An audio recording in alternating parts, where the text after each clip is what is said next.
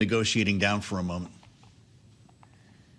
I mean, I think this might be putting the negotiating down for a moment, but perhaps longer indirect talks. We know that Sheikh Tamim, the Emir of Qatar, was supposed to have a 30-minute meeting with President Trump. It went on for 2 hours. We don't know why.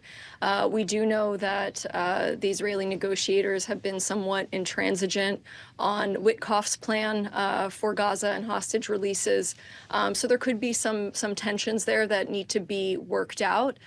So it remains to be seen if President Trump is going to apply pressure to Israel or others to move something forward.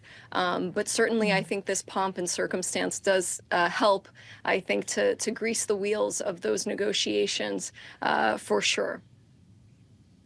And President Trump has just emerged from his vehicle heading into that state dinner with Qatar. We also heard from the president yesterday, Natasha, of course, speaking at the Saudi-U.S. Investment Forum in Riyadh, about how he wants to be a peacemaker as president, talking about obviously ongoing conflict between Israel and Hamas, mentioning the Houthis as well, what he'd like to see with Iran, but also an expansion of the Abraham Accords, making it very clear his desire for Saudi Arabia to join in. And I wonder if you think this trip has realistically brought him closer to that objective.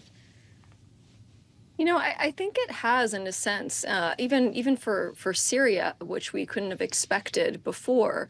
I think that there's an acknowledgement, though, that the way that things are, it would be very, very challenging for Saudi Arabia or Syria to sign the Abraham Accords, that things need to get straightened out. There needs to be a broader peace before that happens. But of course, he did mention that several times during his speech. But I think what he really was trying to emphasize was that this needs to be a region for the region.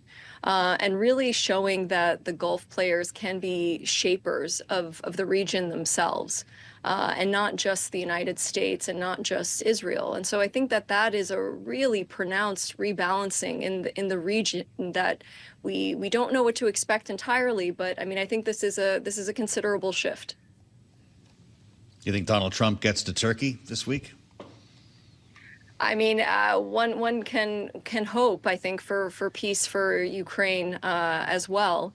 But we do know that that Secretary of State Rubio will meet with Sheibani, the foreign minister of Syria. And so this just, I think, shows greater engagement diplomatically. So not just on the financial side, but militarily and diplomatically as well. And I think that's what Sheikh Tamim of Qatar was really trying to emphasize with his meeting, that he sees Trump essentially as a man of peace. And really trying to play up those optics as much as possible. But I think both sides, whether it's a Gulf state or Turkey, is really trying to play up their hand in terms of being negotiators, being shapers. And I think Trump is giving them those wins. Like I said, I think on every occasion that he has been asked, he has said that he really looks to President Erdogan of Turkey for consultation. So that is a significant move in and of itself.